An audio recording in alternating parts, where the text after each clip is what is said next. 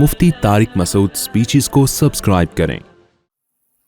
الحمد لله نحمده ونستعينه ونستغفره ونؤمن به ونتوكل عليه ونعوذ بالله من شرور أنفسنا ومن سيئات أعمالنا من يهده الله فلا مضل له ومن يضلله فلا هادي له ونشهد أن لا إله إلا الله وحده لا شريك له ونشهد أن سيدنا وحبيبنا وشفيعنا وسندنا محمدا عبده ورسوله صلى الله تعالى عليه وعلى آله وأصحابه وبارك وسلم تسليما كثيرا كثيرا أما بعد فأعوذ بالله من الشيطان الرجيم بسم الله الرحمن الرحيم قل هل يستوي الذين يعلمون والذين لا يعلمون إنما يتذكر أولو الألباب وقال الله تبارك وتعالى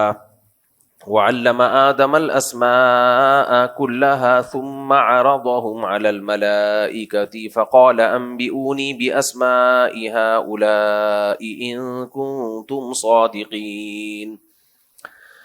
قرآن مجید کی چند آیات تلاوت کی ہیں۔ اللہ تعالیٰ سے دعا ہے اللہ تعالیٰ صحیح طرح سے بات کہنے کی، سننے کی، سمجھنے کی، اور پھر ہم سب کو اللہ تعالیٰ عمل کی توفیق عطا فرمائے۔ اللہ تعالیٰ نے انسان کو جو تمام مخلوق پہ ترجیح دی ہے، اس ترجیح کی وجہ یہ ہے کہ انسان کے اندر علم کی صلاحیت اللہ نے رکھی ہے۔ علم کا مطلب جاننے کی صلاحیت۔ جانوروں کے اندر بھی یہ صلاحیت ہوتی ہے مگر بہت ہی محدود۔ جانور بھی سکھانے سے کچھ حد تک چیزیں سیکھ جاتے ہیں، زیادہ نہیں سیکھ پاتے وہ، لیکن سیکھنے کی جو غیر معمولی صلاحیت ہے وہ اللہ تعالیٰ نے صرف اور صرف انسان کے اندر رکھی ہے۔ تو اسی بیس پہ اللہ تعالیٰ نے انسان کو تمام مخلوق پر فضیلت دی۔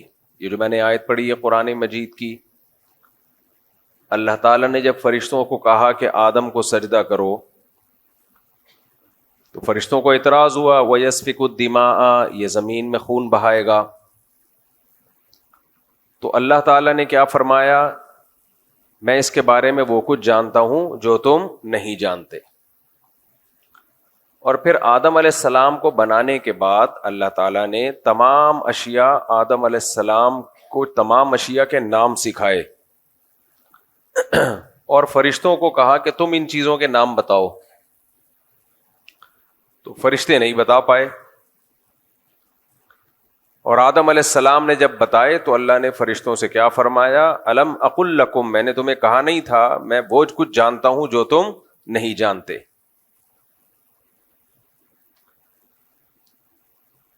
تو معلوم یہ ہوا کہ انسان کی جو فضیلت ہے نا وہ علم کی بیس پر ہے۔ اب جتنا زیادہ صاحب علم ہوگا اتنا زیادہ صاحب فضیلت ہوگا۔ اچھا، اللہ نے انسان کو علم کی صلاحیت دی، تو آپ کا کیا خیال ہے کسی کے اندر صرف صلاحیت ہونے سے فضیلت مل جاتی ہے اس کو؟ ایک آدمی میں دولت کمانے کی صلاحیت ہے مگر نہیں کماتا،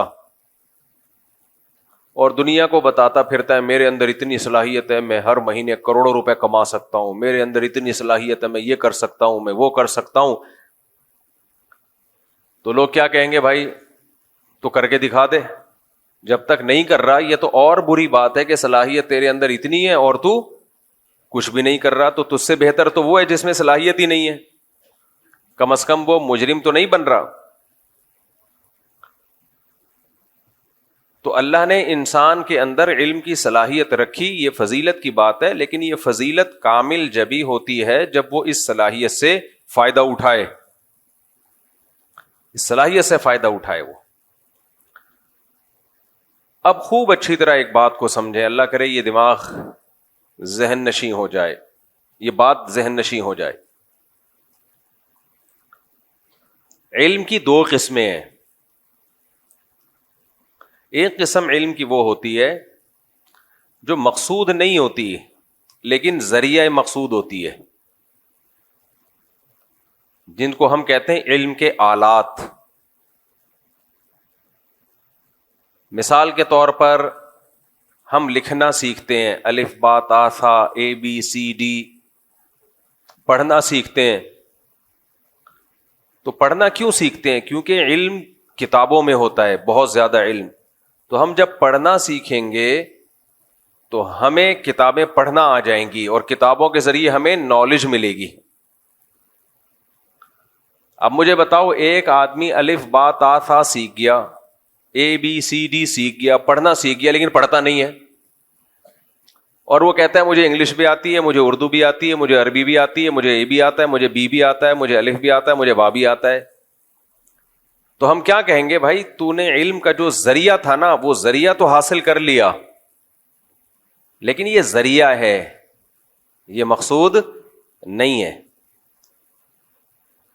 یہ بھی فضیلت کی بات ہے، لیکن یہ فضیلت بھی اس کے لیے ہے جو اس سے فائدہ اٹھائے. جو فائدہ نہیں اٹھاتا تو اس کا مطلب پھر وہیں آ کے کھڑا ہو گیا کہ بھائی جو علم کی صلاحیت ہے مگر علم حاصل کر نہیں رہا. اور بہت ساری چیزیں ہم سیکھتے ہیں، وہ مقصد نہیں ہوتی، وہ ذریعہ مقصود ہوتی ہیں.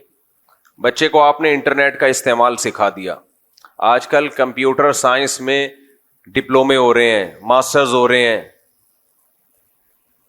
کہا جاتا ہے بھائی کمپیوٹر سائنس میں اس نے ماسٹر کیا ہے، اس نے یہ کیا، اس نے وہ کیا، انجینئر ہے کمپیوٹر سائنس میں. یہ ہو رہا ہوتا ہے نا. یہ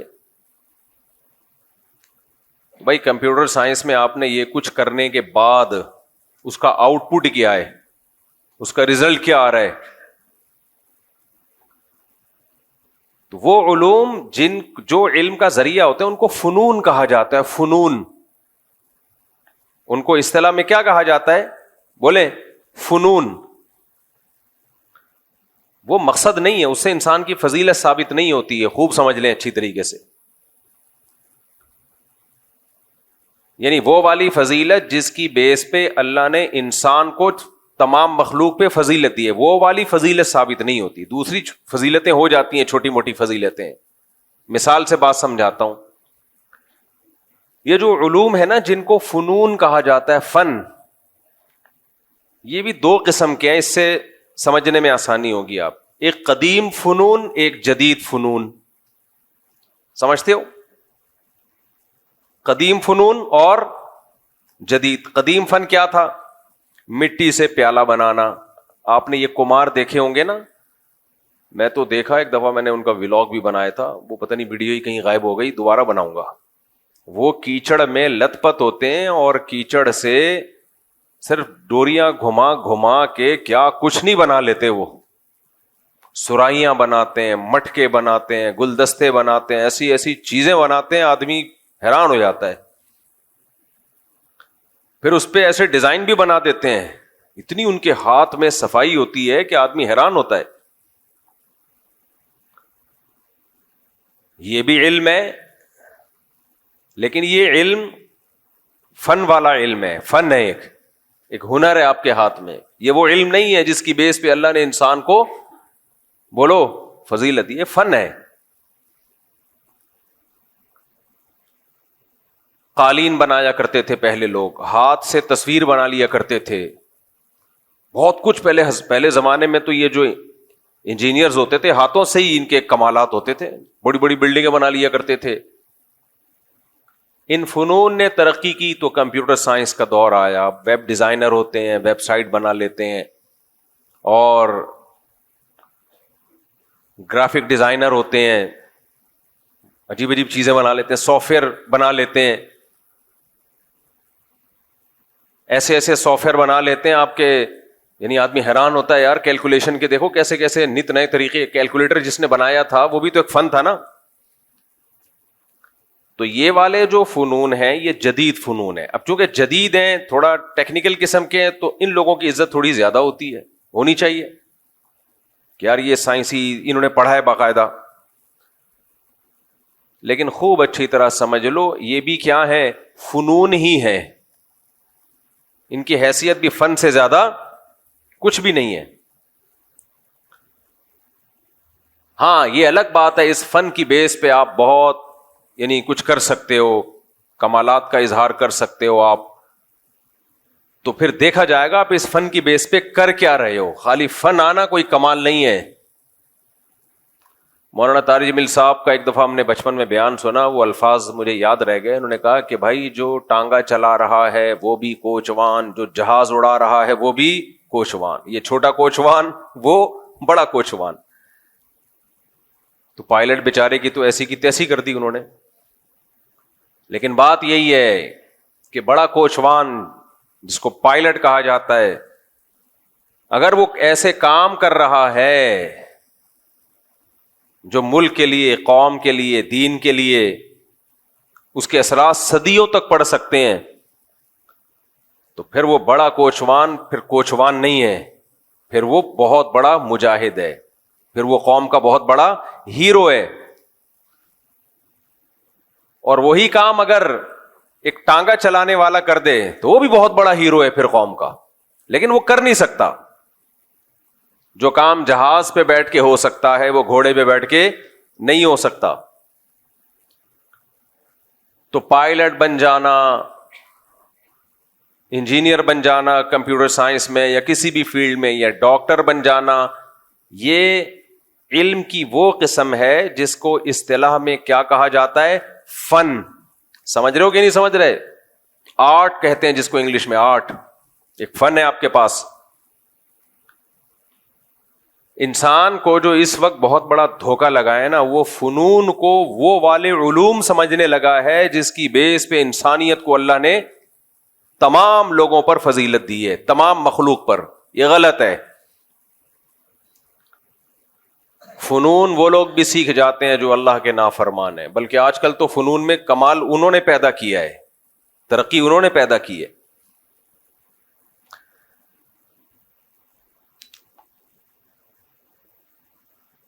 وہ علم جس کی بیس پہ اللہ نے انسان کو فضیلت دی ہے,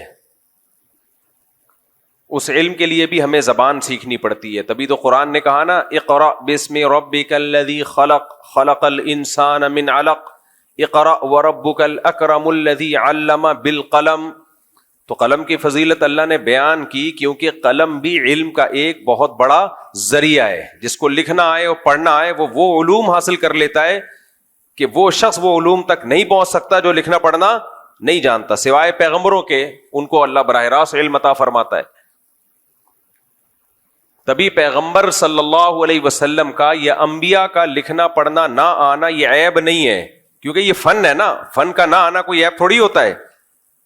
فن کا نہ آنا عیب اس وقت ہے جب اس فن کے نہ آنے سے علم حاصل نہ ہو. انبیاء کو براہ راست علم ملتا ہے اللہ کی طرف سے, لہذا ان کے پاس کسی فن کا نہ ہونا یہ کوئی عیب کی بات نہیں ہے. میرے اور آپ کے لیے عیب کی بات ہے, کیونکہ ہمیں براہ راست اللہ تعالیٰ سے علم نہیں ملتا. آج اگر کوئی کہتا ہے میں لکھنا پڑھنا نہیں جانتا, اس کا مطلب وہ بالکل فارغ ہے, اسے کچھ بھی نہیں آتا. کیونکہ علم کا بہت بڑا ذریعہ ہمیں کہاں سے ملتا ہے؟ کتابوں سے ملتا ہے, تحریروں سے ملتا ہے. اور انبیاء کو کہاں سے ملتا ہے؟ براہ راست اللہ سے. تو ان کا تو علم کا جو سورس آف نالج ہے وہ بہت ہی اسٹرانگ ہوتی ہے. یہ مثالوں سے میں بات اس لیے سمجھا رہا ہوں کہ آج علم کو کم فوکس کیا جا رہا ہے, ذریعے کو زیادہ فوکس کیا جا رہا ہے. پڑھا لکھا اس کو سمجھا جاتا ہے جس کو انگلش آتی ہے, پڑھا لکھا اس کو سمجھا جاتا ہے جو کمپیوٹر پہ ٹھش پش بولو کر سکتا ہے. پڑھا لکھا اس کو سمجھا جاتا ہے جو جہاز اڑا سکتا ہے. پڑھا لکھا اس کو سمجھا جاتا ہے جو جس کے پاس ڈگریاں ہیں. او بھائی یہ پڑھا لکھا نہیں ہے, یہ بھی ہے لیکن وہ والا پڑھا لکھا جس کو قرآن پڑھا لکھا کہتا ہے. دیکھو قرآن تو بڑے بڑے پڑھے لکھوں کو جاہل کہہ کے خطاب کر رہا ہے. قرآن نے ایھا الجاہلون کہا نا, قرآن میں مشرکین مکہ کو ایھا الجاہلون ہے جاہلو, حالانکہ وہ تو بہت سے ان میں لکھنا پڑھنا جانتے تھے. بعض نے تو مسلمانوں کو لکھنا پڑھنا سکھایا ہے, لیکن قرآن ان کو کیا کہہ رہا ہے؟ بولو جاہلو. بہت سارے پیغمبر دنیا میں آئے, تو ان کی قوم کے پاس جو فنون تھے نا، وہ پہاڑوں کو تراش کے گھر بنانا جان لیا کرتے تھے. پہاڑوں کو تراشتے تھے اور پورے پورے محل کھڑا کر لیا کرتے تھے. یہ بھی تو ایک نالج تھی کہ نہیں تھی؟ یہ بھی تو ایک نالج تھی، علم تھا. لیکن یہ علم کون سا علم تھا؟ فن والا، فنون. ایک آرٹ تھا کہ پہاڑوں کو کھودیں گے اور پہاڑ کے اندر پورا محل بنا دیں گے. مجھے اور آپ کے پاس یہ علم نہیں ہے. حتیٰ کہ جو پیغمبر آئے ان کو بھی نہیں یہ فن آتا تھا. لیکن قرآن کیا کہہ رہا ہے؟ فَرِحُوا بِمَا عِندَهُم مِّنَ الْعِلْمِ. ان کے پاس جو فنون تھے اس علم کی بیس پہ وہ تکبر کرنے لگے اور پیغمبروں کا مذاق اڑانے لگے کہ ہمیں تو یہ بھی آتا ہے، آپ کو یہ نہیں آتا. ہمیں تو یہ بھی پتا ہے، آپ کو معاذ اللہ یہ بھی نہیں پتا. کیونکہ ترقی کی نا ان قوموں نے، ترقی اپنے فنون کی بیس پہ کی. جن فنون کی بیس پہ ترقی کی تو انہی فنون کی بیس پہ وہ پیغمبروں کا مذاق اڑانے لگے. نبی کریم صلی اللہ علیہ وسلم، صحیح مسلم کی حدیث، آپ صلی اللہ علیہ وسلم نے صحابہ کرام سے کو جب دیکھا کہ وہ تعبیر نخل کرتے ہیں مدینہ منورہ میں، یعنی کھجور، نر کھجور کا بھور ڈالتے ہیں مادہ کھجوروں پہ، اس سے کھجور بہت پیدا ہوتی ہے. تو آپ صلی اللہ علیہ وسلم نے ارشاد فرمایا کہ ایسا مت کرو. صحابہ نے نہیں کیا، اس سے پیداوار کم ہو گئی. تو صحابہ نے شکایت کی کہ یا رسول اللہ، ہم نے آپ کے مشورے پر عمل کیا اور پیداوار کم ہو گئی. تو آپ صلی اللہ علیہ وسلم نے فرمایا انتم اعلم بامور دنیاکم منی. تم دنیا کے معاملات مجھ سے زیادہ بہتر جانتے ہو. اور انما انا بشر مثلکم، میں تمہاری طرح کا انسان ہوں. میں جب تمہیں دین کے بارے میں کسی بات کا حکم دوں تو اس کو بجا لاؤ، اور جب دنیا کے بارے میں حکم دوں انتم اعلم بامور دنیاکم منی، تو دنیا کے معاملات تم مجھ سے زیادہ جانتے ہو. کہتے ہیں کہ جو نبی کی باتیں ہیں نا، وہ باتیں ہی نبی ہونے کی دلیل ہے. آج کوئی چھوٹا سا پیر بن جائے نا، یہ ٹاپک سے ہٹ رہا ہوں لیکن ہٹنے دو، تھوڑا سا پیر بن جائے نا، پھر اس کے دعوے دیکھو. مارکیٹ میں ہول سیل کے حساب سے پیر و مرشد ہیں. پتھر اٹھاؤ پیر نکلے گا. یہ میرے مرشد ہیں، یہ میرے اس کے مرشد، یہ فلانے کے مرشد، یہ ڈمکانے کے مرشد. اس مرشدوں کے حالات دیکھو. مرشد کو پتا ہوتا ہے میرے اوپر کیا حالات گزر رہے ہیں. مرشد کبھی غلط بات کر ہی نہیں سکتا. مرشد سے پوچھ کے شادیاں ہو رہی ہیں، مرشد سے پوچھ کے طلاقیں ہو رہی ہیں، مرشد سے پوچھ کے کاروبار ہو رہے ہیں. وہ مرشد ہے یا اس ایک انسان سب کچھ نہیں ہو سکتا. مرشد دوائیں بھی مرشد دیتے ہیں. جو مرشد کا اوریجنل کام ہے وہ نہیں کر رہے، باقی سارے کام مرشد. جو مرشد کا کام تھا لوگوں کے ظاہر باطن کی اصلاح کرنا. ظاہر باطن کی، ظاہر کے مطلب کیا؟ کبیرہ گناہ چھڑوا دینا، نمازوں کی پابندیاں کروا دینا، داڑھی رکھوا دینا. مرشد کی مرید میں اگر کوئی عورت ہے تو اس سے پردہ کروا دینا، شوہر کا فرما بردار بنوا دینا، اس کے اخلاق درست کروا دینا، حرام چھڑوا دینا، کاروبار میں رشوت لیتے ہو رشوت چھڑوا دینا. یہ ونس اپون اے ٹائم پیر و مرشد کا کام ہوا کرتا تھا. Once upon a time. سمجھ میں آ رہی ہے بات کہ نہیں آ رہی؟ پہلے زمانے میں پیر کسے کہا جاتا تھا؟ پیر اسے کہا جاتا تھا، دیکھو انگریزوں میں بھی پیر و مرشد ہوتے ہیں، وہ اس کو کہتے ہیں کاؤنسلنگ کرنے والا، مینٹور. وہ اس کو کیا کہتے ہیں؟ یہ ہمارا مینٹور ہے. ہر دور میں انسان کو تربیت کی ضرورت ہوتی ہے. ہر دور میں خود سے بہت مشکل ہوتا ہے، بہت ساری چیزوں میں ہدایت کی ضرورت ہوتی ہے. گورے بھی موٹیویشنل اسپیکرز کو سنتے ہیں نا، ان کو موٹیویشن ملتی ہے. ان کے یہاں بھی کچھ ہوتے ہیں، سلیکٹڈ لوگ ہوتے ہیں. شیکسپیئر کے کتنے ملفوظات مارکیٹ میں چل رہے ہوتے ہیں. انگریزوں کا بزرگ گزرا ہے شیکسپیئر. ہم بچپن میں سنتے تھے شیکسپیئر نے یہ فرمایا، شیکسپیئر نے یہ فرمایا، شیکسپیئر نے یہ فرمایا، تو چل میں تیرے پیچھے آیا. ہم پھر مذاق کرتے تھے، شیکسپیئر نے کہا فرمایا تو چل میں آیا. تو بچے تو پھر بچے ہوتے ہیں، ان کو شیکسپیئر سے کیا لینا دینا، ان کو تو مذاق چاہیے ہوتا ہے. خیر, تو پہلے زمانے میں یہ ہوتا تھا, اب بھی کہیں کہیں ہو رہا ہے کہ انسان کہتا ہے میں خود مختار نہیں ہوں, مجھ سے پہلے بھی دنیا میں بہت سارے نیک لوگ گزرے ہیں, ان کے پاس علم مجھ سے زیادہ ہے, ان کی عبادت مجھ سے زیادہ, ان کا تقویٰ مجھ سے زیادہ, ان کا ایکسپیرینس, ان کا تجربہ مجھ سے زیادہ. تو بجائے اس کے کہ میں نئے سرے سے تجربے کر کے زندگی گزاروں, کسی پہلے سے تجربے کار جو مخلص بھی ہو, اللہ والا بھی ہو, اس کی صحبت میں رہ کے اپنے آپ کو اس کے حوالے کر دوں, وہ جیسے کہے میں اس کے حساب سے زندگی گزاروں. پھر ایک وقت آئے گا کہ میرے اندر بھی صلاحیت پیدا ہو جائے گی. تو پھر وہ کیا کرتے تھے کہ وہ ایسے پیر و مرشد کے ہاتھ میں بیعت ہوتے تھے کہ آپ اللہ والے بزرگ ہیں, آپ سے پہلے بزرگوں کی طرف سے اجازت بھی ملی ہوئی ہے بیعت کرنے کی, انہوں نے آپ پر اعتماد کیا ہے, گویا کہ آپ سرٹیفائیڈ ہیں ان کی طرف سے, تو گدی نشین ہیں آپ ان کے, تو ہم اب آپ کے ہاتھ پہ بیعت ہو کے اپنے آپ کو آپ کے حوالے کریں گے. اور کس چیز میں حوالے کریں گے کہ بھائی ہم سے یہ گناہ نہیں چھوٹتے, ہمارے اندر اللہ کا اتنا خوف پیدا ہو جائے کہ ہر صغیرہ کبیرہ گناہ سے ہمیں توبہ کی توفیق مل جائے, اور ہمارے باطن سے حسد, بغض, کینہ, دنیا کی محبت یہ نکل جائے. یعنی جیسے آپ اللہ والے ہیں, اللہ کرے ہم بھی ایسے ہی بن جائیں. تو اس صحبت سے انسان بن جاتا ہے. دنیا میں سب سے پاورفل جو موٹیویشن ہے نا, پتہ ہے کیا ہے؟ وہ صحبت. کسی نیک آدمی کے ساتھ رہ لو, اس سے زیادہ پاورفل, تبدیل کرنے والی دنیا میں کوئی چیز ہے نہیں. اور آج انہی بزرگوں کا مذاق اڑا کے ان کی حیثیت ہی ختم کر دی. نئے نئے جو اسکالرز مارکیٹ میں آ رہے ہیں. تو صحابہ کیوں بنے بھائی؟ سید الانبیاء صلی اللہ علیہ وسلم کی صحبت میں. تعلیمات تو ہمارے پاس بھی ہیں, نبی کی حدیثیں ہمارے پاس بھی ہیں, نبی کا دیا ہوا قرآن آج بھی محفوظ ہے یا نہیں ہے؟ کیا خیال ہے بھائی؟ لیکن میں اور آپ میں سے کوئی ان تعلیمات کو فالو کر کے صحابی بن سکتا ہے؟ نہیں بن سکتا بھائی. انہوں نے نبی کی صحبت میں ٹائم گزارا ہے, وہ کیفیات پیدا ہی نہیں ہو سکتی ہماری جو صحابہ کی تھیں, ناممکن ہے. نوح علیہ السلام کا بیٹا کافر تھا, نوح علیہ السلام نے اس کی فکر نہیں کی ہوگی ہدایت کی؟ بولو, پیغمبر سے زیادہ پاور کسی کی تبلیغ میں ہو سکتی ہے؟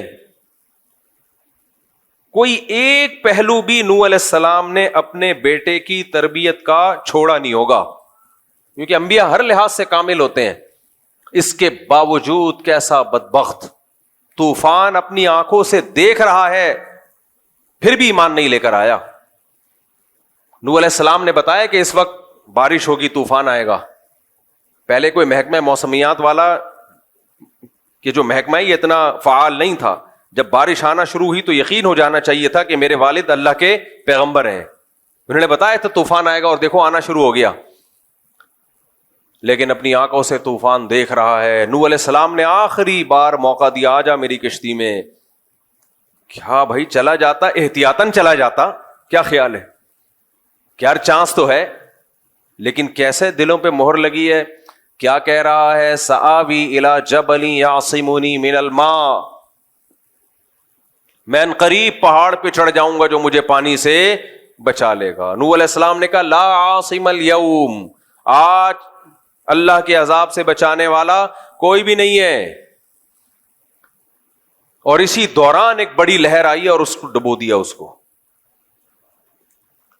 تو یہ کیوں نوح علیہ السلام کا بیٹا اتنا سخت دل کیوں تھا؟ صحبت جو چاروں طرف اس کو ملی ہے وہ نیک لوگوں کی بولو نہیں تھی, وہ برے لوگوں کی صحبت تھی. چاروں طرف غیر مسلم, چاروں طرف اللہ کے باغی. تو نوح علیہ السلام کا بیٹا ان کے ہاتھوں سے نکل گیا. لوط علیہ السلام کی بیوی, لوط علیہ السلام نے نکاح سے پہلے بھی دیکھا ہوگا نا, تحقیق کی ہوگی, کیا خیال ہے؟ یا وہی ایسے ہی نکاح کر لیا ہوگا جہاں سے بھی پیغام آیا بس نکاح کر لیا؟ کیا پیغمبر یہ غلطی کر سکتے ہیں؟ کتنا سوچ بچار کے بعد نکاح کیا آپ نے.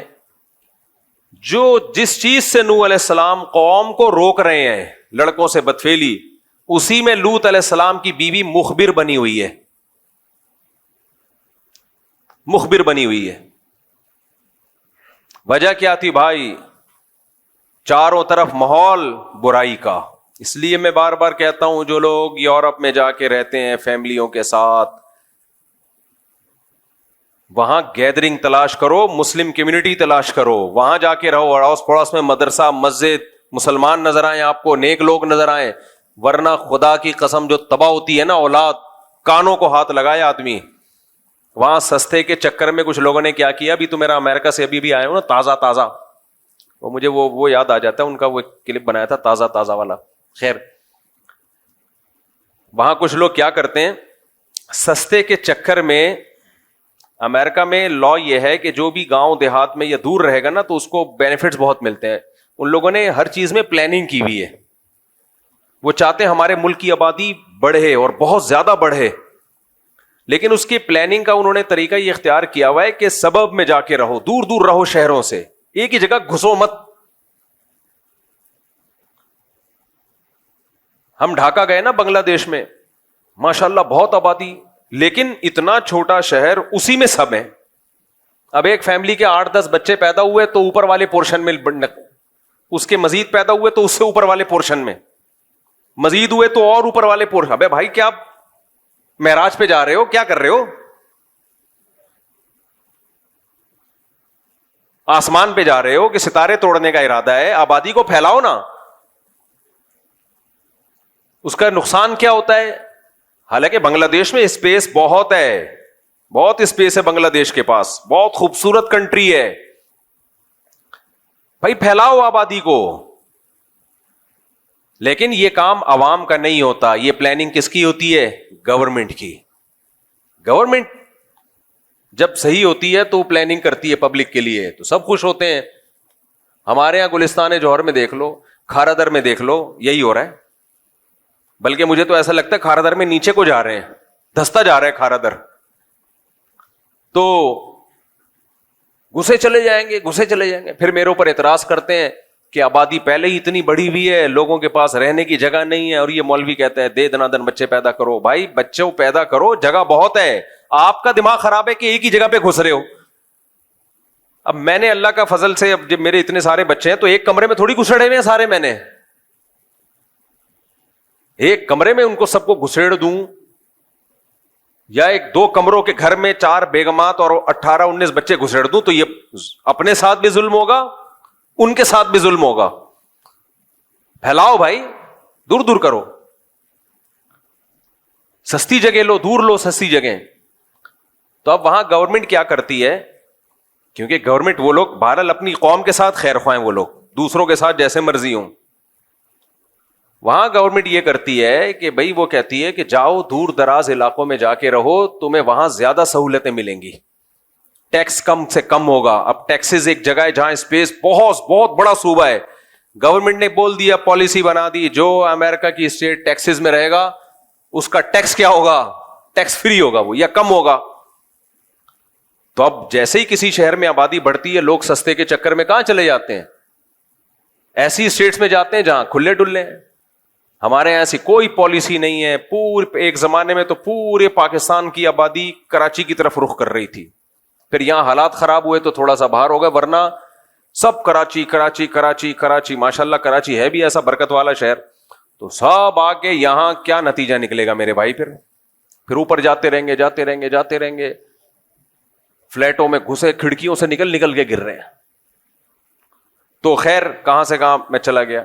تو بنگلہ دیش میں ڈھاکہ شہر کی آبادی اتنی ہے کہ وہاں کی گورنمنٹ کو چاہیے کہ اس جیسا ایک اور شہر آباد کرے, اور بولے اب اس شہر میں رہنے کی مزید کسی کو اجازت نہیں ہے. یہ پلاننگ کون کرتی ہے؟ حکومت کا کام ہے یہ. تو ہمارے ملکوں میں چاہے پاکستان ہو, چاہے انڈیا ہو, چاہے بنگلہ دیش ہو, ہم ہیں تو تینوں ایک ہی ماں باپ کی اولاد نا. ابے انڈیا, پاکستان, بنگلہ دیش یہ ہیں اصل میں ایک ہی باپ کی اولاد.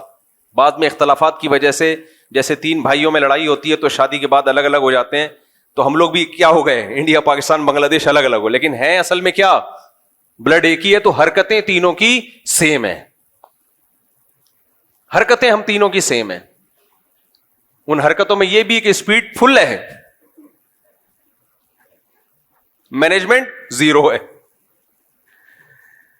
اب گورنمنٹ کہتی ہے اسپیڈ روکو, نہ اسپیڈ نہیں روکے گا. ہمارا سرمایہ اولاد ہے بھائی. ہمارے لیے سب سے بڑا گفٹ قرآن کی نظر میں کیا ہے؟ اولاد.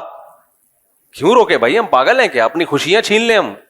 تم پلاننگ نہیں کرتے آبادی کو پھیلانے کی، تو ہم تمہاری نااہلی کی وجہ سے اپنی خوشیاں چھین لیں ہم بھائی؟ اپنے گھروں کی رونق کو ہم ختم کر دیں؟ یہ نہیں ہوگا. تو خیر، تو کہاں سے کہاں چلا گیا بھائی؟ یار بات کیا چل رہی تھی؟ دیکھو، علم تو دو طرح کا ہوتا ہے. میں امریکہ میں کیسے آیا؟ وہاں کے ماحول کی بات کر رہا تھا میں. تو اب وہاں بعض لوگ کیا کرتے ہیں کہ ان کو پتا ہے کہ یہاں مسلم کمیونٹی ہے چاروں طرف، یہ گجرانوالہ کا ہے، یہ گجرات کا ہے، وہ کراچی کا ہے، وہ پشاور کا ہے، یہ سارے اپنے لوگ ہیں. تو وہ کیا کرتے ہیں کہ کچھ بینیفٹس ان کو ملتے ہیں دور دراز علاقوں میں جا کے رہنے کے. تو سستے کے چکر میں وہ ایسی جگہوں پہ چلے، دور دراز بھی جاؤ لیکن اڑوس پڑوس میں کوئی مسجد مدرسہ تو ہو نا، یا جا کے بنا لو کم از کم. چاروں طرف جب غیر مسلم ہیں اور آپ سستے کے چکر میں وہاں چلے گئے اور یہ سوچ کے کہ میں اپنی اولاد پہ کنٹرول رکھوں گا، تو نوح علیہ السلام کا اپنی اولاد پہ کنٹرول نہیں رہا. میرے بھائی، ہم اور آپ کس کھیت کی مولی ہیں؟ تو میں تو وہاں ہو کے آیا ہوں. جو بچے بگڑتے ہیں وہ وہاں کا بگڑا ہوا چھوٹا بگڑا ہوا نہیں ہوتا. یہاں کا بگڑا ہوا کیا ہوگا؟ اتنا ہی ہوگا کہ ایک دن جیب سے سگریٹ نکلی تو ابا نے 2 چماٹے لگا دیا، آئندہ نہیں پینا. یہی بگڑا ہوا ہوگا نا. وہاں کا ایسا نہیں ہوتا بھائی. وہاں کا بگڑا ہوا وہ امریکہ کا بگڑا ہوا ہے. امریکہ سمجھتا ہے کہ اگر ہمارا بگڑا ہوا تھوڑا بگڑا ہوا تو ہماری توہین ہے. ہم سپر پاور ہیں تو ہمارا بگڑا ہوا بھی سپر ہونا چاہیے. چھوٹی موٹی چیزیں وہاں انسلٹ ہے اس قوم کی. وہاں شوہر بگڑ جائے، چھوٹا ہوا بگڑا ہوا نہیں ہوتا. وہ شوہر وہاں کا بگڑا ہوا ایسا خاندانی بگڑا ہوا ہوتا ہے. وہاں عورت بگڑ جائے، اف، تباہی ہے وہ. ابھی میں مثالیں کیا دوں کہ کیا بگڑتے ہیں وہاں پہ جو بگڑتے ہیں. آپ ایسا نہ ہو یہاں بھی وہ بگاڑ شروع ہو جائے. تو یہاں جو بگڑے ہوئے شوہر ہیں وہ سمجھیں گے کہ یار ہم تو بہت نیک ہیں، ہم تو اپنے آپ کو بگڑا ہوا سمجھ رہے تھے. تو بگڑا ہوا تو اس کو کہتے ہیں. وہ اور بگڑ جائیں گے. پھر وہاں کا بچہ جو بگڑا ہوا ہوتا ہے وہ بہت خطرناک بگڑا ہوا ہوتا ہے. تو اس کو وہ گورے بگڑا ہوا کہتے ہی نہیں ہے. اس کو وہ کہتے ہیں کہ ہیومن رائٹس ہیں، آزادی ہے، آپ کا رائٹ ہے جو مرضی کر لو ابا کے ساتھ. آپ کا کیا ہے؟ رائٹ. یعنی جمشید کے رائٹس اور ابا کے رائٹس برابر ہیں. پڑوس میں کوئی جمشید صاحب رہتے ہیں تو جو ان کے رائٹس ہیں وہی آپ کے ڈیڈی پاپا کے رائٹس ہیں. پڑوس میں کوئی انٹی رہتی ہیں، ان کے جو رائٹس ہیں وہی آپ کی مدر کے رائٹس ہیں. اما میں اور انٹی میں کوئی فرق نہیں ہے. ابا میں اور جمشید میں بولو کوئی فرق نہیں ہے. بھائی میں اور غفار میں کوئی فرق، بہن میں اور محمودہ میں کوئی فرق ہے ہی نہیں. سب برابر. انسانیت کہتے ہیں مساوات پہ یہ سوسائٹی قائم ہے. ہمارے حضرت مساوات پہ واقعہ سنائے کرتے تھے. یہ جو لبرل لوگ ہیں نا یہ کہتے ہیں سب برابر ہیں، سب انسان. اسلام یہ تھوڑی کہتا ہے سب برابر ہیں بھائی. اسلام کہتا ہے جمشید تمہارا کیا لگتا ہے، یہ تو تمہارے ابا ہیں بھائی، ان کے رائٹس زیادہ ہیں. اما کے رائٹس بولو زیادہ ہیں، بیوی کے رائٹس زیادہ ہیں، گرل فرینڈ کے کوئی رائٹ وائٹ نہیں ہے. تو جو کہتے ہیں نا سب برابر، تو اس پہ ہمارے حضرت مفتی رشید احمد صاحب ایک لطیفہ سنایا کرتے تھے کہ گرو اور چیلا جا رہے تھے. تو گرو نے اپنے چیلے سے بولا کہ یار فلاں ملک ہے، فرض کر لو جونپور ہے، وہاں ہم نے سنا ہے کہ سب انسانوں سے برابر سلوک کیا جاتا ہے، تو وہاں چل کے رہتے ہیں. اس ملک سے تو بہتر ہے وہاں چل کے رہو. سب انسان کیا ہیں؟ برابر. جیسے یہاں سے بھی بہت لوگ باہر یورپ میں امریکہ میں موو کرتے ہیں کہ وہاں حقوق بہت ہیں. وہاں کیا ہے؟ حقوق. ایک خاتون کا ونس اپون اے ٹائم جب میں کال سنا کرتا تھا، فون آیا کہ میں مفتی صاحب میں آپ سے مشورہ لے رہی ہوں، میں اسلام آباد چھوڑ کے جا رہی ہوں. لبرل انٹیوں کا اسٹائل بھی یہ ہوتا ہے نا، میں پاکستان چھوڑ کے جا رہی ہوں یہاں سے. میں نے کہا خیریت کیوں؟ یہ گھٹن والا ملک ہے. یہ کیا ہے؟ یہاں کیا ہے؟ گھٹن. میرے ڈیڈی مجھے ڈانٹتے ہیں، میری ماما مجھے ڈانٹتی ہیں، بات بات پہ روک ٹوک، یہ پہنو یہ نہیں پہنو. گھٹن کا ماحول ہے. پہلے مجھ سے مسئلہ پوچھ رہی تھی کوئی، پھر میں نے کہا ایک تو مجھے لگا کہ یہ تو اسلام سے ہی فارغ ہو گئی ہے. خیر تو یہ والی انٹیاں جب باہر جاتی ہیں نا، گھٹن کا ماحول، تو ان کی عمر جب تھوڑی سی ڈھلکتی ہے، سمجھ رہے ہو بات کو، پھر ان کو پتا چلتا ہے کہ وہاں جو روک ٹوک تھی نا ہمارے ماں باپ کی طرف سے، وہ روک ٹوک ہمارے فائدے کے لیے تھی، اور اب ہم وہ روک ٹوک اپنی اولادوں پہ بھی نہیں کر سکتے. کچھ بھی نہیں ہے. بچہ پیدا کر لیا آپ نے ایسے جیسے بلی پال لی آپ نے، سمجھ رہے ہو، بلکہ بلی بھی تھوڑی دم ہلاتی رہتی ہے، گھر چھوڑ کے نہیں جاتی. تو بچہ اور روبوٹ میں کوئی فرق نہیں ہے، الا یہ کہ کوئی بچہ ایکسٹرا آرڈینری، کوئی اللہ کی طرف سے اس میں کوئی الگ سے سافٹ ویئر انسٹال ہوئے ہوئے. ہاں جو دیندار ہیں ان کی بات نہیں کر رہا میں. ایک تو فوراً کمنٹس نیچے بہت آنا شروع ہو جاتے ہیں، ہمارے یہاں تو ایسا نہیں ہے، ہم تو یہاں 20 سال سے رہ رہے ہیں امریکہ میں. بھائی آپ کے علاوہ کی بات کر رہا ہوں میں، آپ کی بات ہی نہیں کر رہا میں. جنہوں نے کنٹرول کیا ہوا ہے، دینی ماحول دیا ہوا ہے، وہ الگ ہے. تو خیر، تو اب کیا ہے، تو وہ کیا ہے کہ سستے کے چکر میں رہتے ہیں، ایسی جگہوں پہ جا کے 4 مہینے تبلیغ میں لگے ہوئے، سال ابا کے تبلیغ میں لگے ہوئے. بچہ مرتد ہو گیا ہے، ملحد ہو گیا، خدا کا منکر ہے، خدا کا انکار کر رہا ہے وہ، کیونکہ چاروں طرف سن کیا رہا ہے وہ اسلام کے اگینسٹ باتیں سن رہا ہے چاروں طرف. اور پھر اٹریکشن اتنی ہے، شراب، کباب، اسلام تو ان سب چیزوں سے روکتا ہے. تو وہ اپنے ابا کو اماں کو بیوقوف سمجھنا شروع کر دیتا ہے کہ یہ بیوقوف ہے. بھائی تھوڑے دنوں میں تمہیں پتا چلے گا کہ بیوقوف کون تھا، کون بیوقوف تھا. خیر، تو وہاں جب رہتے ہیں تو اس صحبت کے اثرات کیا ہوتے ہیں. بچے گئے. میں یورپ جب گیا نا تو مجھے یاد ہے ایک والدین میرے پاس آئے، انہوں نے کہا کہ ہماری بیٹی مرتد ہو گئی تھی بالکل، اور وہ ماں باپ دیندار تھے، الگ سے مجھ سے ملنے کے لیے آئے، اور کوئی دعوت اس پہ اثر نہیں کر رہی تھی، بالکل اسلام چھوڑ دیا تھا اس نے. خون کے آنسو روتے ہیں جن کے دل میں ذرا سی بھی غیرت ہو. پھر انہوں نے میرا شکریہ ادا کیا کہ آپ کے بیانات مسلسل سنتے سنتے سنتے سنتے الحمدللہ دوبارہ مسلم ہو گئی ہے. میرا کیا کمال ہے، تو اسلام کا کمال ہے، اسلام میں اٹریکشن ہے. لیکن انہوں نے کہا کہ آپ کے سنے اس لیے کہ تھوڑا لائٹ موڈ میں آپ نے باتیں کی ہیں، ورنہ وہ بعض دفعہ ہمارے بعض مولانا، سارے تو نہیں بھائی، بڑے اچھے ہم سے تو زیادہ ہی اچھے لوگ ہیں، وہ ایسی سخت اسٹائل میں بات کرتے ہیں کہ وہ بندہ قریب آنے کے بجائے دور ہو جاتا ہے. میں بتا رہا تھا نا، ایک مولوی صاحب بیان کر رہے تھے، میں جمعے کا دن گیا ان کا بیان سننے، تو حضرت علی نے فرمایا. تو مجھے بھی خیال ہوا حضرت علی نے آرام سے فرمایا تھا، تو آپ بھی کس سے فرما دیں؟ اتنی زور سے حضرت علی فرما سکتے ہیں؟ حضرت علی نے جتنا شائستہ لہجے میں، حضرت علی کے تو اخلاق مشہور ہیں بھائی، تو آپ بھی اتنا ہی آرام سے فرما دیتے. تو کبھی کبھار زور خطابت میں چیخنا چلانا بھی اچھا لگتا ہے کبھی کبھار، لیکن ٹاپک بھی ہونا وہ. تو ہمیشہ یہ جو دلائل کی بات آسان انداز سے ہی، مدلل انداز سے ہی ہونی چاہیے. خیر، تو نوح علیہ الصلوۃ والسلام، لوط علیہ السلام کی بیوی صحبت کی وجہ سے، ماحول کی وجہ سے خراب ہوئی. جب مجھے کہتے ہیں نا لوگ، مفتی صاحب میں لندن آیا تھا اپنی باپردہ بیوی کو لے کے، اس نے مجھے کہا کہ مجھے جاب کی اجازت دو، میں نے کہا چلو ٹھیک ہے. انسان تنگ نظر نہیں ہونا چاہیے، براڈ مائنڈڈ ہونا چاہیے. تو میں نے اجازت دے دی، اب وہ میرے ہاتھوں سے نکل گئی، وہاں کسی گورے پہ عاشق ہو گئی ہے. سب عورتیں ایسی نہیں ہوتی بھائی، بہت ساری نیک خواتین جاب کر رہی ہیں، لیکن بہت سی ہو بھی جاتی ہیں. تو میں اس کو مثال دیتا ہوں لوط علیہ السلام کہ بھائی پیغمبر اپنی بیوی کو نہیں بچا سکے یار، اور تو اس ماحول میں اجازت دے رہا ہے جا کے. یہ سارا مسئلہ کھڑا ہوتا ہے جب قناعت ختم ہو جائے، زیادہ کی ہوس.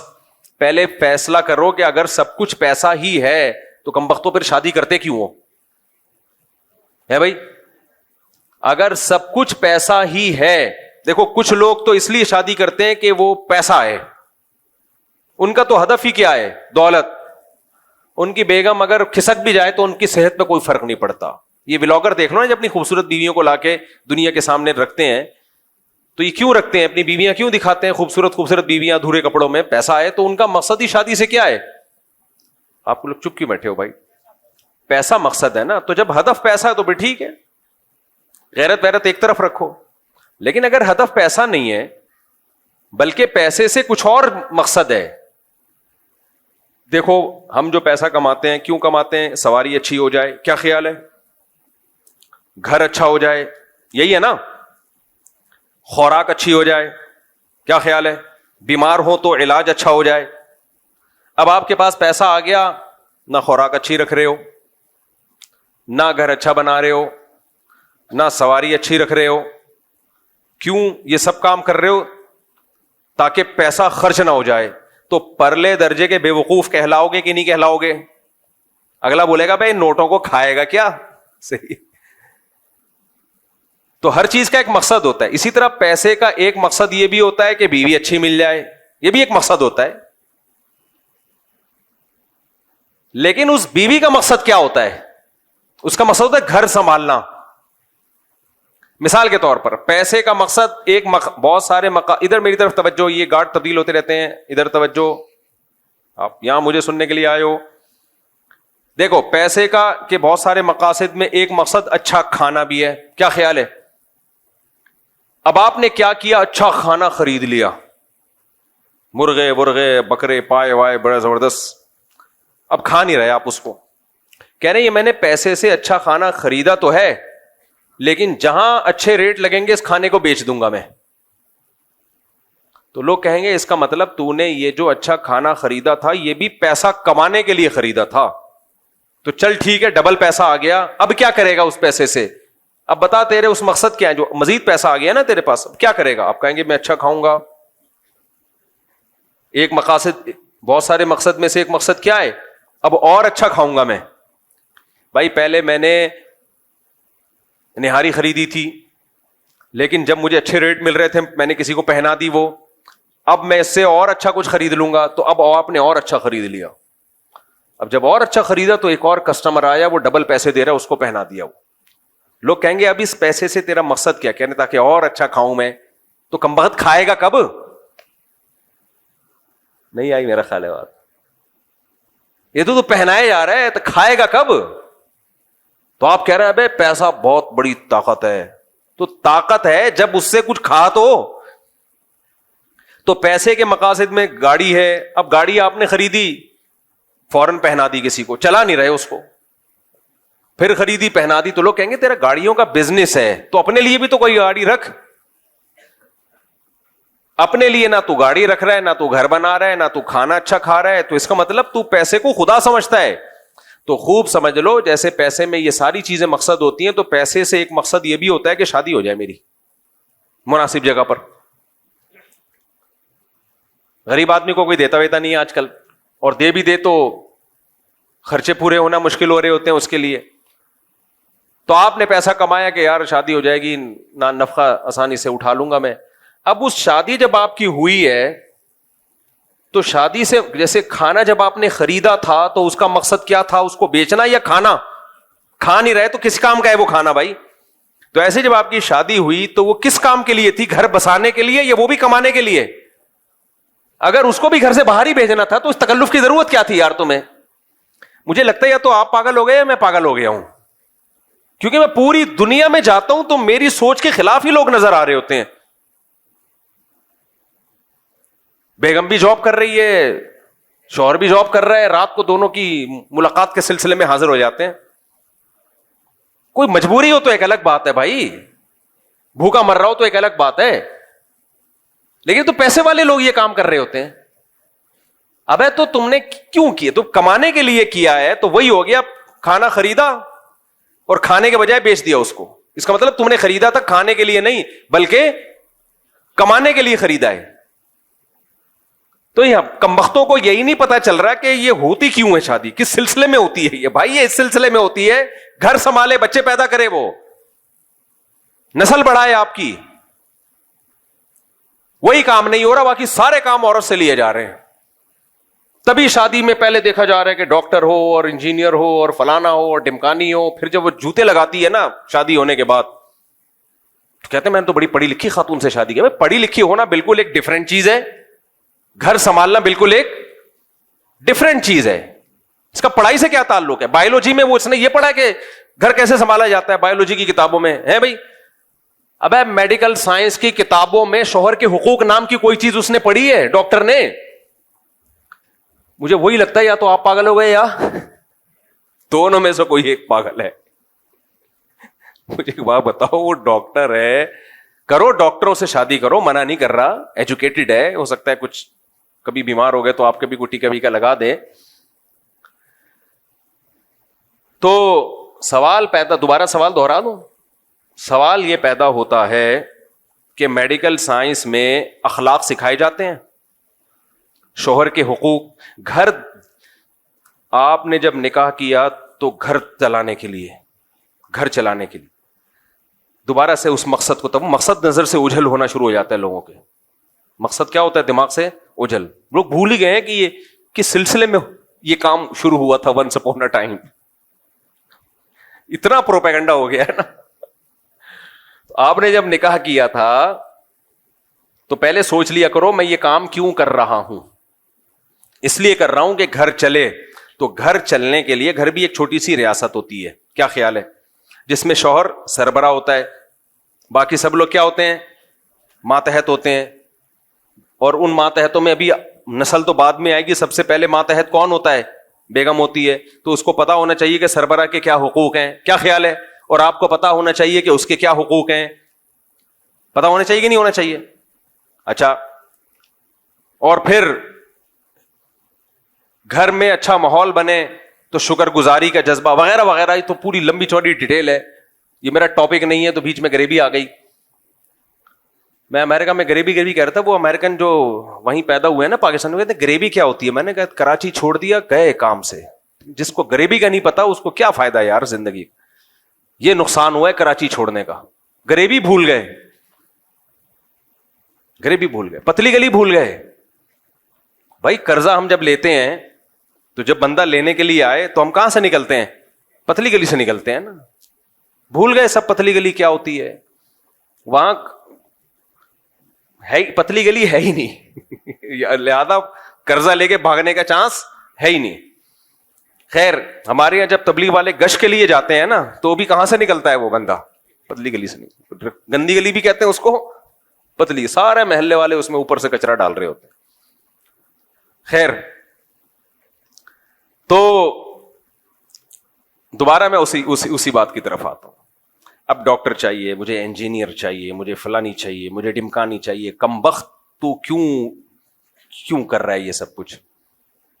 گھر چلانے کے لیے اگر چاہیے تو بایولوجی کی کسی کتاب میں گھر چلانے کا طریقہ, میڈیکل سائنس کی کسی کتاب میں گھر چلانے کا طریقہ نہیں لکھا ہوا. یہ پڑھا ہی نہیں ہے اس نے, تو گھر چلے گا کیسے؟ پہلے زمانے میں بہشتی زیور دیے جاتے تھے. مولانا شرف علی تھانوی رحمہ اللہ نے بچیوں کے لیے کتاب لکھی تھی, اس میں گھرداری, تبھی طلاقیں کم ہوتی تھیں. بہشتی زیور جب نہیں تھی تو اس سے پہلے فارسی بھی جو رائج تھی اس میں کتابیں تھیں, ہر بچی کو دی جاتی تھی یہ بہشتی زیور پڑھو تاکہ گھر چلانا ہے تمہیں. انگریز جب آیا تو بہشتی زیور جیسی کتابیں تو ختم ہو گئیں, تو ان کے پاس تو کوئی ایسی کتاب ہی نہیں تھی, لہذا انگریزوں کے گھر تو تباہ ہو گئے. میرے سامنے نا بڑے لوگ فنٹر بنتے ہیں, کہتے ہیں نہیں وہ تو بڑے وفادار ہوتے ہیں, ان کے گھر تباہ نہیں ہوتے. بھائی گھر بناتے کم وقت بڑھاپے میں ہیں, تو تباہ ہونے کے لیے کچھ ٹائم تو چاہیے نا. اب بڈھا بڈھی کیا تباہ کریں گے؟ وہ 18 سال میں شادی کرو پھر گھر چلا کے دکھاؤ ہمارے لونڈے لپاڑوں کی طرح. ہمارا نوجوان جب اس کا ٹیسٹوسٹیرون لیول بالکل ہائی پہنچا ہوا ہوتا ہے نا, اس وقت وہ شادی کرتا ہے اور بیوی سے وفا کرتا ہے. دادا نانا بن کے مرتا ہے وہ, گورا یہ ظرف دکھا دے. اور عورت بھی وفا کرتی ہے اپنے شوہر کے ساتھ, ان میں نہیں ہے یہ ظرف. وہ سارے ادھر ادھر سب سارے تجربے کر کے 50 55 60 سال میں جا کے بھی سب نہیں کر رہے ہوتے. کچھ لوگ کہتے ہیں چلو شادی بھی کر لیتے ہیں ہم. گھر بھر ان کا ہے ہی نہیں, تو وہ کہاں سے کتابوں میں پڑھائیں گے بھائی گھر کیسے بچایا جاتا ہے, گھر چلانے کے سسٹم کیا ہوتا ہے. اب ہمارے یہاں مسلمانوں میں بھی یہ چیزیں آ رہی ہیں. ان مسلمانوں کو کمبخت نہیں کہنا چاہیے, ان بیچاروں کو یہ پتہ ہی نہیں چل رہا کہ یہ اللہ نے یہ نظام بنایا کیوں ہے. تو کہہ رہے ہوتے ہیں ہمیں ڈاکٹر چاہیے, ہمیں فلانی چاہیے. بھائی انسان کی بچی ہونی چاہیے, مرد میں تو پھر بھی یہ ضروری اس لیے ہے کہ وہ کماتا ہے تو کچھ ہوگا, ہنر تو کمائے گا نا. عورت میں تم نے کیا کرنا ہے؟ باقی تعلیم دو عورت کو 100 دفعہ دو, ہم نے منع نہیں کیا, لیکن گھر اس تعلیم سے نہیں چلے گا, یہ ذہن میں رکھنا. بچیوں کو ڈاکٹر بھی بناؤ, انجینئر بھی بناؤ, سائنٹسٹ بھی بناؤ, 100 دفعہ بناؤ, ہم اس کے خلاف نہیں ہے, لیکن یہ توقع مت رکھنا کہ یہ سائنٹسٹ بن جائے گی یا انجینئر بن جائے گی یا ڈاکٹر بن جائے گی تو یہ گھر اچھی طرح چلائے گی, بچوں کی اچھی تربیت کر لے گی. یہ دماغ خراب ہے. ہماری مائیں اور جو پہلے مائیں گزری ہیں ان کے گود سے جو بچے پیدا ہوئے ہیں وہ بہت بہت باصلاحیت بچے پیدا ہوئے ہیں, علماء صلحاء اور بڑے بڑے لوگ پیدا ہوئے ہیں. وہ ان کے پاس یہ نالج نہیں تھی, انہوں بہشتی زیور پڑے ہوئے ہوتے تھے, انہوں نے, سمجھ رہے ہو, چند اخلاقی چیزیں ان کو معلوم ہوتی تھیں جو آج کی نئی جنریشن کو یہ معلوم نہیں ہے. حیض و نفاس تک کے تو مسائل, طہارت کے احکام تک نہیں آتے آج کل بچیوں کو. بلکہ نہ صرف یہ کہ ان کے پاس گھر چلانے کی صحیح تعلیم نہیں ہے, بلکہ الٹا غلط تعلیم ہے, گھر تباہ کرنے کی تعلیم ہے. میرا جسم میری مرضی, یہ والی تعلیم ہے ان کے پاس. شوہر نے اگر تھپڑ لگا دیا, غلط لگایا, تو تم بھی جواب میں آگے سے اسی طرح کھینچ کے چماٹا اس کے منہ پہ چپکا دینا. یہ والی ایجوکیشن ہے جو کہاں دی جا رہی ہے؟ یونیورسٹیوں میں دی جا رہی ہے. ساس کی ذرا بھی خدمت نہیں کرنا. ساس کون ہوتی ہے تمہیں کچھ کہنے والی؟ یہ والی تعلیم کہاں پڑھائی جا رہی ہے؟ بولتے کیوں نہیں یار, چپ کیوں بیٹھے ہوئے ہو؟ یہ ہے یونیورسٹیوں میں. حالانکہ یہ کتاب میں نہیں لکھا ہوا ہوتا, لیکن یہ پروفیسر صاحب غریبی میں, جیسے میں بہت ساری چیزیں بیان کے دوران غریبی میں چلا رہا ہوتا ہوں, تو پروفیسر صاحب تعلیم کے ساتھ ساتھ یہ چیزیں کیا چلا رہے ہوتے ہیں؟ غریبی میں. کیونکہ اس کی اپنی بیوی بیچارے کی وہ یہی کچھ کر رہی ہوتی ہے اس کی اماں کے ساتھ, اور اس پہ خوش بھی ہوتا ہے وہ. خیر, تو اس کو نہ صرف یہ کہ صحیح تعلیم نہیں دی جا رہی, بلکہ باقاعدہ غلط تعلیم دی جا رہی ہے. تو پھر جو تباہی گھروں میں پھیلے گی وہ تو ہوگی نا. ابھی آئے ہوئے تھے 1.5 مہینہ پہلے ایک صاحب, کسی کو نہیں پتا چلے گا کس کی بات کر رہا ہوں, بہت کروڑ پتی آدمی ہے, بڑی ملیں ان کی, ان کو بھی شوق تھا ایجوکیٹڈ. میں نے کہا پہلے اخلاق دیکھو. نہیں ایجوکیٹڈ جب کر لی, اس کے بعد جو ان کا سر گنجا کیا ہے نا, تو بجائے بال لگوانے کے وہ میرے پاس آ گئے. بال دائرہ کس لیے لگوانے نہیں گئے کہ ان کو پتا تھا کہ بال لگوا کے دوبارہ میں نے شادی کی تو دوبارہ یہ کیا ہو جائیں گے, گر جائیں گے. انہوں نے کہا پہلے اس کا کوئی پائیدار حل ہو جائے کہ دوبارہ نہ گرے. تو کہنے لگے وہاں تو علیحدگی ہو گئی ہے, تو اب کوئی ایسا رشتہ بتا دیں جو بالکل مجھے تعلیم نہیں چاہیے, شریف شرفا قسم کی گھرداری, گھر چلانے والی لڑکی ہو. میں نے کہا بھائی میں تو رشتے کراتا نہیں ہوں, لیکن دیر آئے درست آئے. ہاں ایک چیز میں نے ایڈ کر لی, میں نے کہا یہ شرط نہ لگائیں یہ تعلیم یافتہ نہ ہو, یہ بھی غلط شرط ہے. تعلیم یافتہ ہو یا نہ ہو, اس سے یہ دوسرے درجے کی چیز ہے. پہلے کیا ہو, گھر چلانا جانتی ہو, پھر بے شک تعلیم یافتہ بھی ہو, اچھی بات ہے, پھر نور علی نور. گھر تو آئے پہلے, گھر ور نہیں آ رہا آج کل مارکیٹ میں میرے بھائی, کیونکہ وہی بات ہے, اس کو اس یونیورسٹیوں میں جو صحبت مل رہی ہے نا, انوائرمنٹ جو ہے, ماحول, وہ ماحول کیا کہہ رہا ہے, آزادی والا. میں نے بتایا تھا نا ایک واقعہ, ونس اپون اے ٹائم, پرانی بات ہے, اتنی پرانی کہ میں زیادہ پرانی اس لیے لے کے جا رہا ہوں کہ میرے گھر والوں کو پتہ نہ چل جائے کہ زوجہ کی بات ہو رہی ہے نا. یہ بھی میرے ساتھ بڑا مسئلہ ہے. میں بیان کو اچھا ہو بتایا نہیں, آپ اس کو وہاں بھی لے کر گئے تھے. اب منہ سے نکل گیا, اب اس کو سیٹ کرنا پڑے گا مجھے.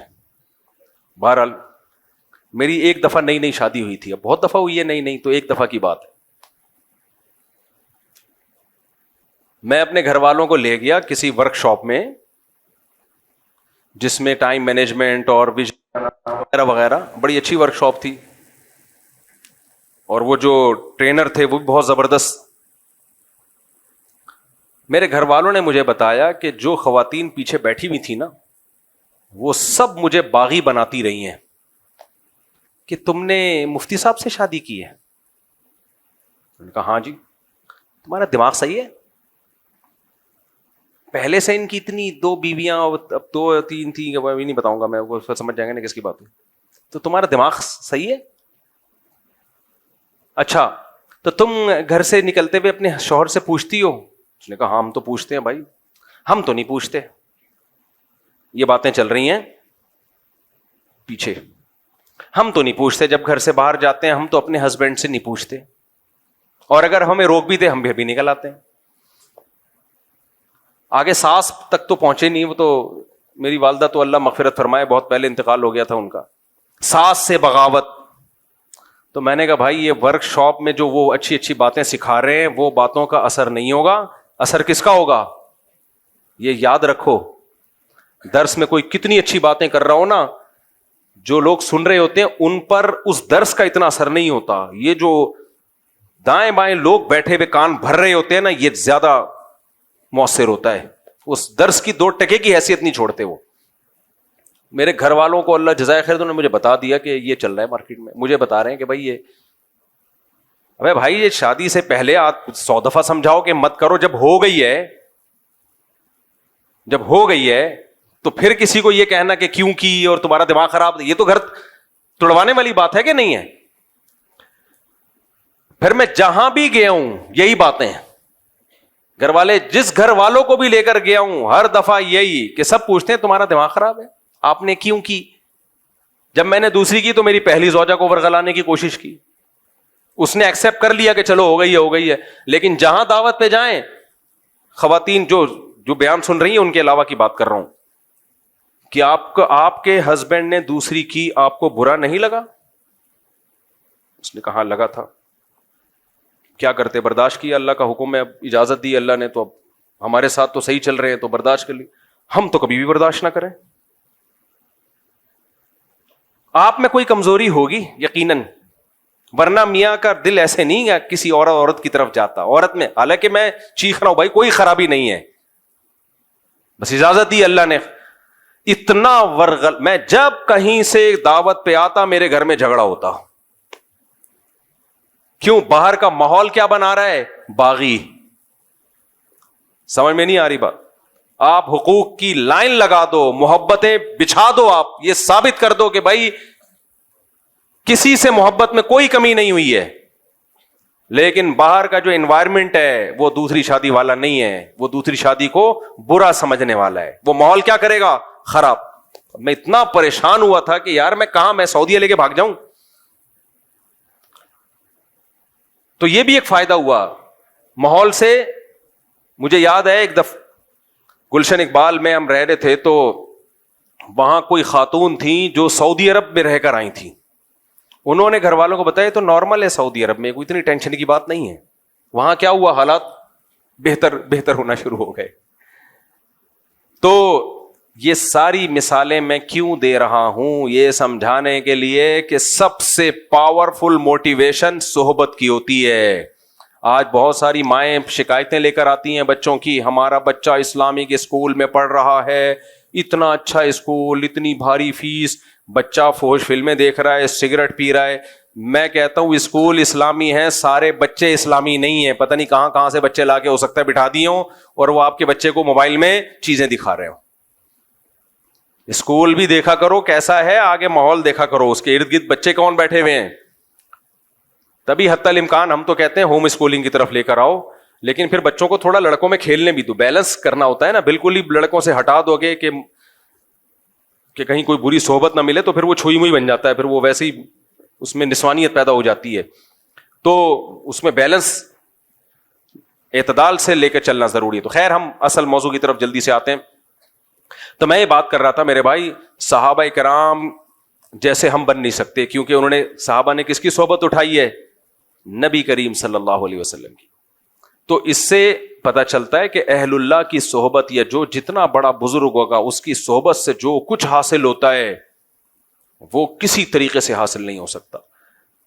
تو اس لیے ہمیشہ سے لوگ اللہ والوں سے تعلق قائم کرتے تھے, ان کی صحبت میں رہتے تھے, ان جیسا بننے کی کوشش کرتے تھے. آپ سخاوت پہ کتنے بیانات کر دو, انسان میں سخاوت پیدا نہیں ہوتی. کچھ دن سخی لوگوں کے ساتھ گزار لو, آدمی خود بخود کیا بن جاتا ہے, سخی. آپ نے دیکھا ہوگا کچھ قومیں سخاوت میں مشہور ہیں, کچھ کنجوسی میں مشہور ہیں. کیوں؟ جو سخیوں میں پیدا ہوتے ہیں وہ دیکھتے ہیں باپ دادا کو خرچ کرتے ہوئے, وہ بھی سخی بن جاتے ہیں. اور کچھ ایسے ہوتے ہیں ہمیشہ ابا کو چونی اٹھنی کا حساب کرتے ہوئے دیکھا ہوتا ہے, انہوں نے ہمیشہ ابا کو دیکھا ہوتا ہے پیسوں پہ لڑتے ہوئے, تو وہ بچہ بھی کیا پیدا ہوتا ہے, پھر وہی لطیفہ آ رہا ہے, بہت دفعہ سنا چکا ہوں, لیکن اتنا مزہ آتا ہے, آدمی کہتے ہیں پارسل کرو یار. وہ ایک کنجوس آدمی تھا نا, اس کے بچے کہتے تھے ابو گھی چاہیے, دیسی گھی چاہیے, وہ لا کے نہیں دیتا تھا, پیسے ہوتے تھے پھر بھی نہیں لا کے دیتا تھا. تو ایک دن گھی کا ڈبہ لے آیا تو بچوں سے کہتا ہے کہ دیکھو باہر بھی چکنائی لگی ہوتی ہے نا, تو اندر ڈبہ نہیں کھولنا, پہلے باہر سے روٹی لگا لگا کے کھاؤ, تاکہ باہر کا سارا گھی کیا ہو جائے, ختم. وہ ڈبے ہر کوکنگ آئل پہ بھی آپ نے دیکھا چکناہٹ ہوتی ہے. اور وہ بچے روزانہ, اس کے بھی بچے تھے کنجوس کے بچے, روزانہ روٹی ڈبے پہ رگڑ رگڑ کے کھا رہے ہیں. اس کو سفر پہ جانا تھا تو اس نے گھی الماری میں بند کر کے رکھ دیا کہ ایسا نہ ڈبہ کھول کے پورا ہی چٹ کر جائیں, لاک لگا دیا الماری کو. سفر کے بعد آیا اور کہنے لگا کہ بچوں گھی تو نہیں کھولا تم نے؟ انہوں نے کہا نہیں ابو, ہم الماری سے روٹی لگا لگا کے کھاتے تھے. اس نے رکھ کے ایک تھپڑ لگایا, بغیر تو کچھ دن گھی کے بغیر صبر نہیں کر سکتے تھے.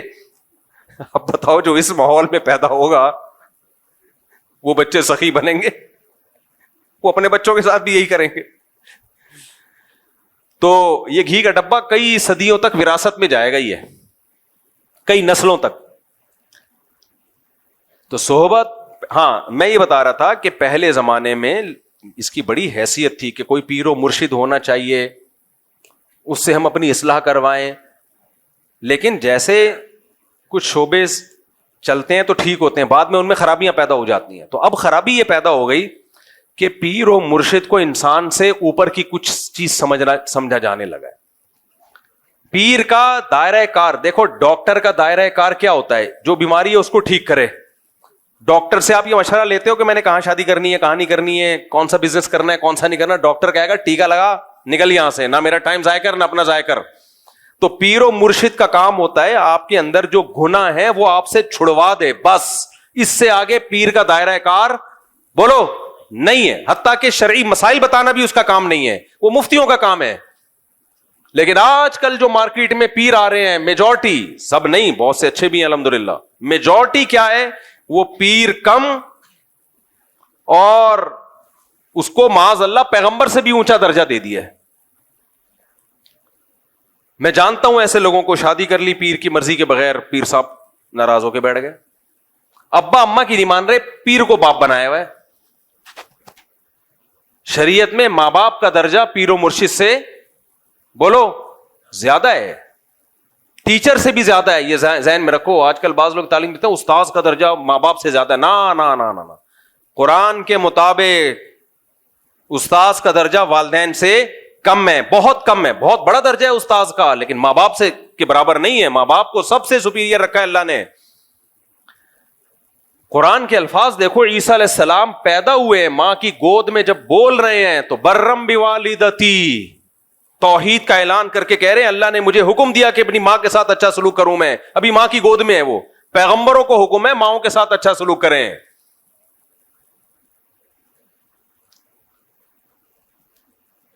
تو اور ابراہیم علیہ السلام کو دیکھو, اپنے والد سے کیسے نرم لہجے سے بات کر رہے تھے. تو اس لیے سب سے بڑا مقام, استاد سے بھی بڑا مقام کس کا ہے؟ تو پیر و مرشد کا ماں باپ جیسا مقام نہیں. اب بعض لوگ پیر و مرشد سے بیعت ہوئے, وہ پیر صاحب ان کے گھروں میں ایسا گھسے ہیں, ماں باپ کہہ رہے ہیں ہمارا بچہ ہمارے ہاتھوں سے نکل گیا بھائی, ہم نے تو بھیجا تھا گناہ چھوڑوا دیں گے, تو سارا دن پیر صاحب کی خدمت میں لگا رہتا ہے, ہمیں ہمارا تو رہا ہی نہیں ہے. یہ مولانا شلوی تھانوی رحمۃ اللہ علیہ بڑے حکیم تھے, حکیم الامہ تھے. حکیم سے مراد حکمت والے. انہوں نے ان پیروں پہ رد کرتے ہوئے لکھا ہے کہ لو تھی کسی اور کی اور ہو کسی اور کی گئی ہے اولاد, جنا کسی نے اور ہو کسی اور کی گئی. نا نا نا, جنہوں نے جنا ہے انہی کی رہے گی. ہمارے شیخ حضرت مفتی رشید احمد صاحب سے کسی نے پوچھا کہ حضرت پیر صاحب اگر کسی ایک بات کا حکم دے رہے ہوں اور والدین اس کی دوسری بات کا حکم دے رہے ہوں تو والدین کی مانے یا پیر صاحب کی مانے؟ حضرت نے فرمایا وہ پیر ہی نہیں ہے جو ماں باپ کی مرضی کے خلاف آپ کو حکم دے, کیونکہ اس کا کام ہے شریعت پہ چلانا. تو شریعت تو کس کو, ماں باپ کی اطاعت کا حکم دیتی ہے. وہ کہے گا تم نے پوچھ کیسے لیا مجھ سے.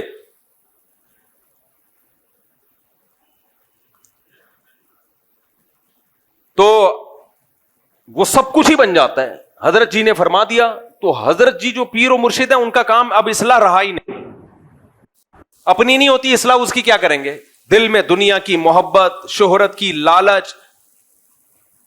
علماء کہتے ہیں بزرگ بننے کے لیے نا ظاہری اعمال کے ساتھ جو باطنی اعمال ہے نا، باطن میں 3 چیزوں کا ہونا ضروری ہے. 3 چیزیں. ظاہری تو مطلب نماز با جماعت کا پابند ہو، شریعت کے مطابق اس کا حلیہ ہو، کبیرہ گناہوں سے بچتا ہو، تو ظاہری اعمال. باطن، ظاہری تو نظر آ جاتے ہیں نا، باطن میں 3 چیزیں: حب جاہ، حب با اور حب مال. مال کا لالچی نہ ہو، ہوس نہ ہو. جاہ کا لالچی نہ ہو، شہرت کا بھوکا نہ ہو. اور تیسرا باہ. باہ کا مطلب کیا ہے؟ یہ لفظ سنا ہوگا نا، قوت باہ، حکیم جو بیچ رہے ہوتے ہیں نسخے. باہ بڑی بھی نہ ہو حد سے. کیا مطلب؟ حلال اور حرام کا فرق جانتا ہو. کتنے جاہل پیر ایسے ہیں، لوگوں نے اپنی بیٹیاں ان سے بیعت کروائیں اعتماد کر کے کہ یہ باپ والا سلوک کریں گے، اور انہی کے ساتھ غلط نظروں سے دیکھنا شروع کر دیا. انہی کو غلط نظروں سے دیکھنا شروع کر دیا. تو یہ کیا ہے؟ اس کا مطلب اس کو اپنی خواہش پہ کنٹرول نہیں ہے. بچیوں کو پڑھا رہے ہیں اور پڑھا کے ان سے ریلیشن قائم ہو گیا. یہ اسکینڈل بنتے رہتے ہیں، یونیورسٹی میں بھی بنتے ہیں اور بعض مذہبی لوگوں کے بھی بنتے ہیں. تو پہلے زمانے میں دیکھا جاتا تھا، جو بزرگ تھے نا وہ خلافت دینے سے پہلے دیکھتے تھے کہ نمبر 1 ظاہری تو کبیرہ گناہ تو نہیں ہے. آج بعض لوگوں کو خلافت ملی ہوئی ہے، سودی بینک میں مینیجر ہے. اب کمائی حرام رہا ہے، اس کو آپ نے خلافت دے دی ہے بھائی. تو کبیرہ گناہ کا مرتکب ہے، آپ اس کو خلافت دے رہے ہو. نماز پڑھ نہیں رہا، ایک پیر صاحب نے خلافت دی اپنے مرید کو کہ یہ میرے جانشین ہے، وہ فجر نہیں پڑھتا تھا.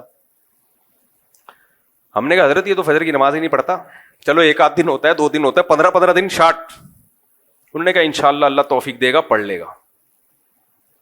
ابے تو جب توفیق دے گا تو پھر خلافت دے دینا نا. جو نماز نہیں پڑھ رہا وہ دوسروں کو کیا نمازی بنائے گا؟ یا تو کوئی شرعی عذر ہے تو وہ پیش کرے بھائی، کوئی شرعی عذر ہے تو. یہ تو ظاہری اعمال ہے. اور باطن میں شہرت کا بھوکا نہ ہو، دنیا کو مسافر خانہ سمجھتا ہو. دل میں یہ ہو اس کے. دنیا جس کے پاس دولت ہے تو یہ مطلب نہیں کہ دنیا کو مسافر خانہ نہیں سمجھتا. سلیمان علیہ السلام کے پاس تو بے پناہ لگژری لائف تھی، مگر پھر بھی دنیا کو کیا سمجھتے تھے؟ مسافر خانہ. میرے شیخ و مرشد حضرت مفتی رشید احمد صاحب کے پاس بہت لگژری لائف تھی. آپ کی ایسی خوبصورت گاڑی کویت کے شہزادے سے خریدی تھی آپ نے. کوئی ان کی زندگی دیکھ کے کہتا کہ یہ تو معاذ اللہ عیاش ہیں، لیکن ہم ان کی صحبت میں رہے، پتہ ہے کہ ان کے دل میں دنیا کی محبت نہیں تھی. وہ دنیا کو مسافر خانہ. مسافروں میں بھی تو کوئی بزنس کلاس میں سفر کرتا ہے، کوئی اکانومی میں سفر کرتا ہے. کہتے ہیں بھائی جب اللہ نے پیسہ دیا تو بزنس کلاس میں سفر کرو، اچھی گاڑی رکھو. محبت نہیں تھی دل میں. محبت کا پتہ کیسے چلتا ہے؟ اب آپ کہو گے پتہ کیسے چلے گا؟ پتہ ایسے چلے گا چھن جانے پہ غم کتنا ہوتا ہے. ہمارے حضرت کے لاکھوں روپے ڈوب گئے ایک بزنس میں، کہتے ہیں میرے دل پہ ایک بال نہیں آیا. اور جب الائنس والوں کا ایک بزنس ہوا تھا تو بہت سے لوگ ہارٹ اٹیک سے مر گئے تھے. حضرت نے ان کا نام رکھ دیا تھا شہدائے الائنس، یعنی ان کا پیسہ ڈوبا اور شہید ہو گئے. اس سے کبھی بھی اندازہ نہ لگایا کرو کہ کوئی بزنس کلاس میں سفر کر رہا ہے یا بڑی گاڑیوں میں گھوم رہا ہے تو یہ دنیا کی محبت اس کے دل میں ہے. نا نا نا نا، ایسے تو آپ دھوکہ کھا جاؤ گے بھائی. آپ تو سلیمان علیہ السلام کی شاہی زندگی دیکھو گے تو آپ سمجھو گے یہ پیغمبر بھی معاذ اللہ دنیا پرست ہے. نا نا نا، دنیا پرستی کا پتہ دل کی کیفیت ہے. اس سے پتہ چلتا ہے کہ اگر یہ چھن جائے تو اس کو غم کتنا ہوتا ہے. اہل اللہ والوں کو وہ غم بہرحال نہیں ہوتا جو دنیا پرستوں کو. تو کہتے ہیں مسافر خانہ ہے، مل جائے ٹھیک ہے، نہیں تو کیا ہے. جیسے بس میں سفر کر رہے ہوتے ہو، سیٹ مل جائے کھڑکی والی خوش ہو جاتے ہو، نہیں تو پائدان پہ لٹک کے بھی سفر ہو جاتا ہے.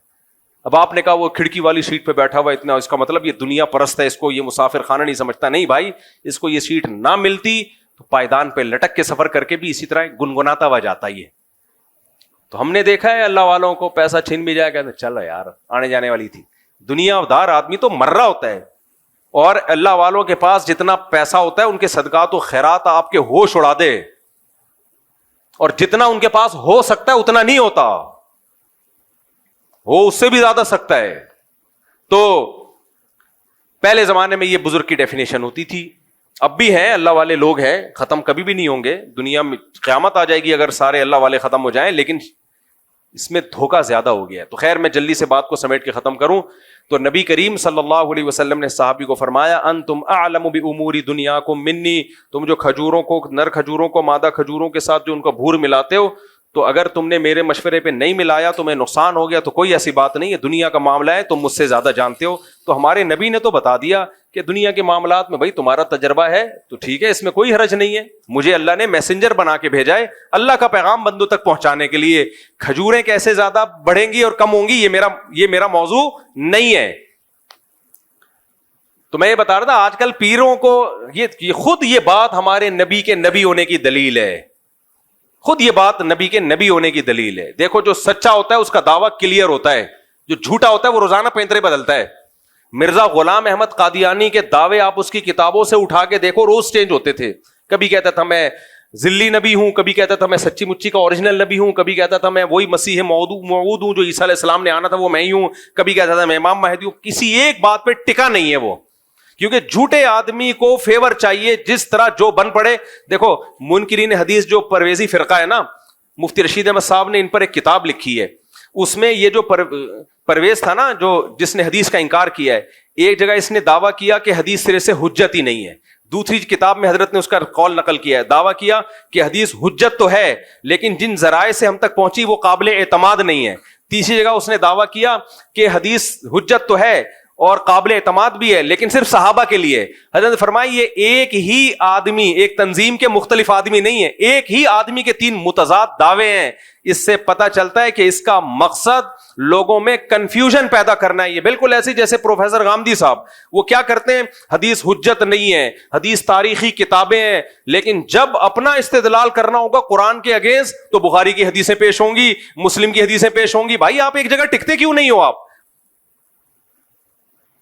جب آپ کو فیور چاہیے تو بخاری بھی آ رہی ہے, مسلم بھی آ رہی ہے, اور جب آپ کو فیور نہیں چاہیے تو یہ تو تاریخی کتابیں, ان کی کوئی حیثیت نہیں ہے.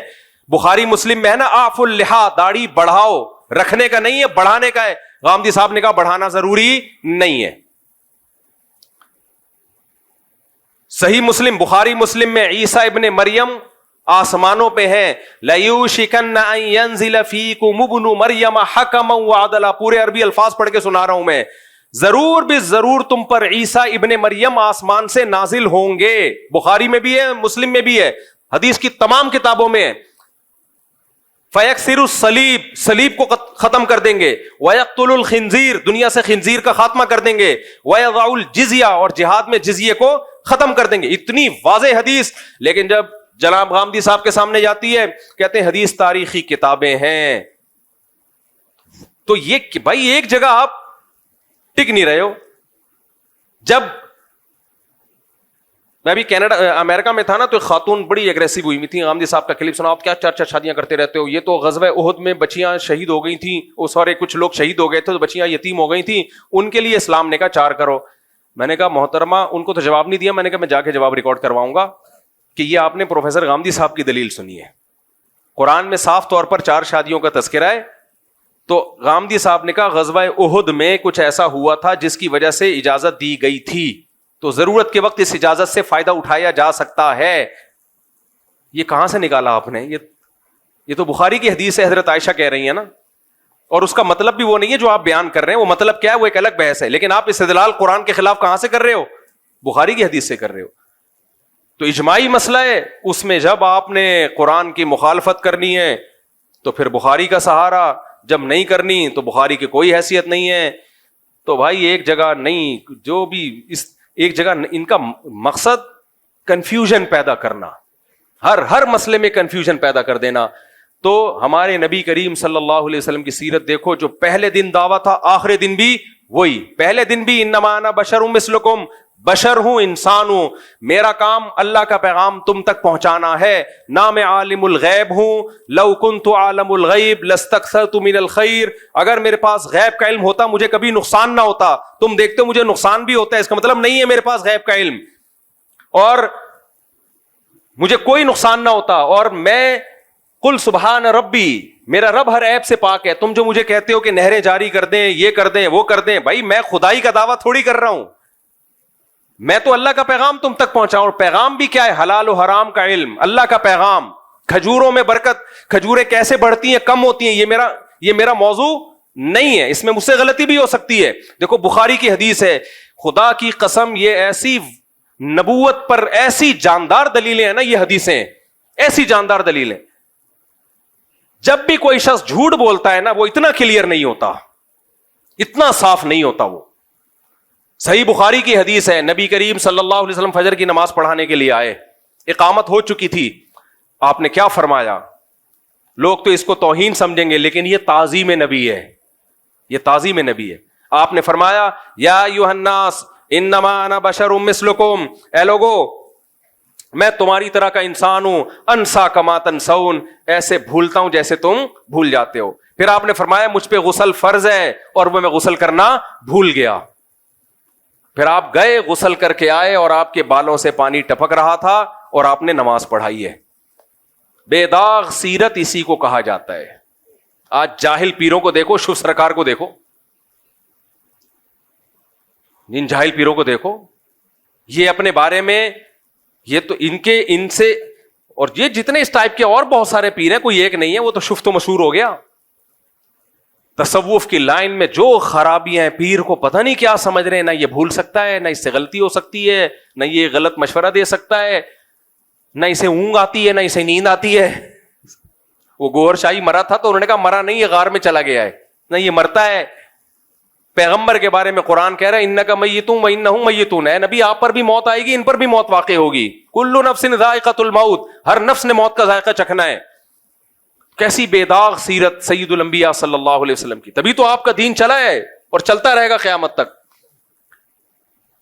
تو خیر میں یہ عرض کر رہا تھا کہ یہ جو علم ہے نا, کھجوروں میں کیسے برکت ہوتی ہے, اس علم, یہ وہ علم نہیں ہے جس کی بیس پر انسان کو وہ فضیلت ملتی ہے جس پہ وہ فرشتوں پہ مقام لے گیا. ہاں اس کی اپنی الگ سے فضیلت ہے, کیونکہ اگر پتہ ہی نہیں چلے گا پیداوار میں اضافہ کیسے ہو رہا ہے تو ہم سب بھوکے مر جائیں گے. لیکن یہ جو انسان کو, ایک چھوٹی سی مثال دوں نا, میں اکثر واقعہ سناتا ہوں. ایک آدمی, ایک مولانا صاحب تھے, وہ کشتی میں بیٹھے تو انہوں نے ملا سے پوچھا کہ تم نے دین کا علم حاصل کیا؟ انہوں نے کہا نہیں. انہوں نے کہا کمبخت, تو نے آدھی زندگی برباد کر دی اپنی. آگے جب کشتی ڈوبنے لگی تو انہوں نے کہا مولوی صاحب آپ کو تیرنا آتا ہے؟ انہوں نے کہا نہیں. کہا تو پوری برباد کر دی آپ نے.